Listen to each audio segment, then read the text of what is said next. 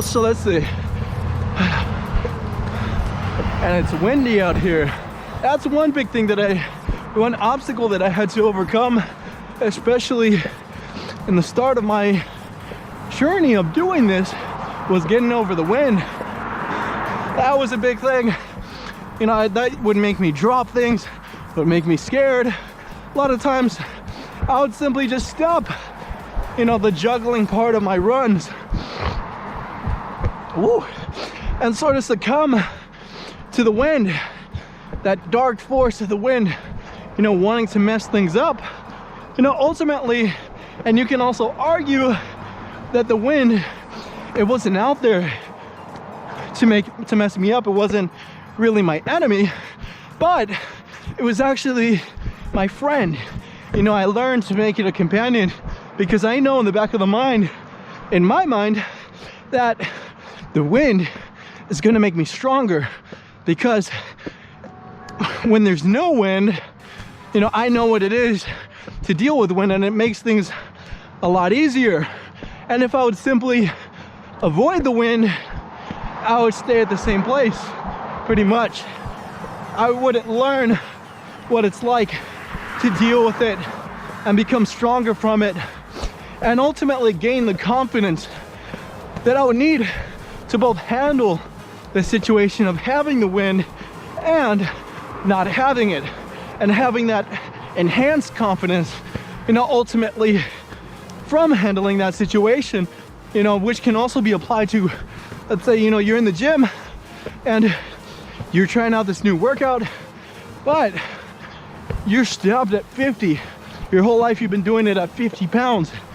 And you may have a lot of confidence in doing it at 50, but what if you wanted to do it at 60 or 70?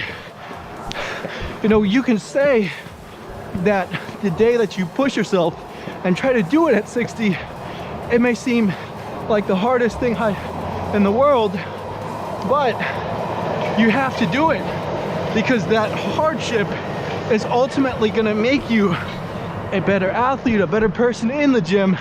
So by the time you go back to that 50, it's going to feel like nothing. And when you go back to that 60, it'll start to become the new normal. It'll start to become what you do every day in the gym, what you don't have to think twice about. Let's see if this girl looks. Hey, look both ways. And ultimately, and wouldn't it be nice, you know, to start doing 60, start doing 70, and have that new goal? Because that's what, you know, people aspire to. People aspire to lift 2 plates or 3 plates or whatever they want to lift. And so for that, that's how you ultimately advance or move up in life.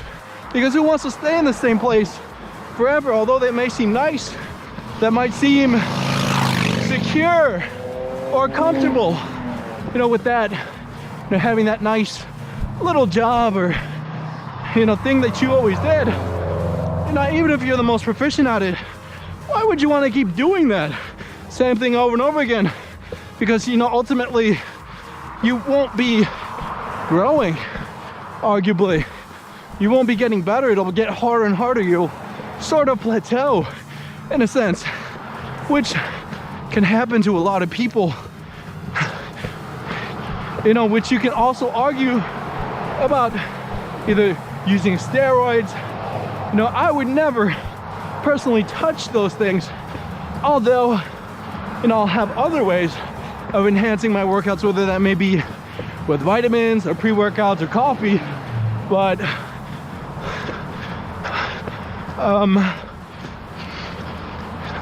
with that, you know, that happens a lot of times because people run into these plateaus, you know, these positions, these walls almost, where they feel like they can't grow anymore. And ultimately, a lot of times, those walls are simply constructs in their head. That's it. That may only have to deal with their, maybe something with their body or their mind, but ultimately that's just something that they created themselves and they can tear down and destroy on their own, which may sound simple, but it may be actually a lot more complex than that. So the idea of overcoming those mental obstacles is can be a great victory, or sadly a great defeat. Because a lot of times the battles that you fight aren't against other people, they're ultimately against yourself. And once you can learn to, address your own situations, handle your own things, stand up for yourself, you'll win more than you lose in this life when it comes to doing the things that you got to do, handling the things you got to handle. So that when you come across others and people that may throw these different tests or different objectives at you, you'll be better at handling them because you'll have that experience. You'll be wise. Whew. You'll be comfortable in your own skin, and you'll be able to handle them, whatever form they may take when they're thrown at you. So with that, learn to fight your own battles, learn to fight those that happen with you in your own mind, and then branch out to the rest of the world and figure out what your boss wants or what your friend is challenging you to do. Whether that may be, a bad idea of mine, maybe peer pressure, a challenge, which you can argue is either good or bad. My opinion might be bad. This one, where they're challenging you, hey man, drink 10 beers at one shotgun, all these beers. Show us, that you can handle all this. But that's where you gotta realize when people are pushing you in the, oh man, come on. There you go. Someone not let us go, but we're good. So you can argue that some battles, well, the concept of, if you've ever heard, you gotta pick your battles, which is good. You don't want to be fighting the battle of who can drink the most, who can smoke the most, who can fail the most classes. Ultimately, that was one thing that one challenge in high school, or one influence, was people that were stuck in this loop of failing things and turning everything into a joke. Why would I take biology seriously? Who needs this? Who needs this math class? And they'll fail it, and they'll show their failing grades. They'll hold them up like these proud achievements, and people shockingly would support that. Why would you condone that behavior? You could almost call it, loser behavior. Who would want failing grades? If you ask yourself that, it might be simple. The answer to that might simply be no. Who wants, to perform the lowest, to perform at the bottom? But ultimately, at that point, there might be, they say, there's a quote, misery loves company. And quite often you might find yourself around those people that are in misery, that want to bring other people to misery. And why would you want to be like that? Why would you want to have that misery as well? Why would you want to be that low performing person who continually does that just for, laughs and rebellion? Which rebellion can be good at times when you want to rebel against the bad. When you feel that either a government or and that's an extreme example, or simply a boss is treating you poorly. Ow, that hurt with my shoulder. Do that. Well, I hope you enjoyed it. But you can argue that experience, you might want to rebel. You might want to cause that change that might ultimately be for the better of society.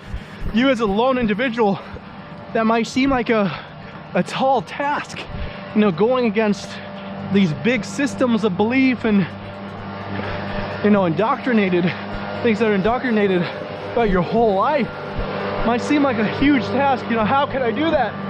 But here we gotta yell, of course. Of course. So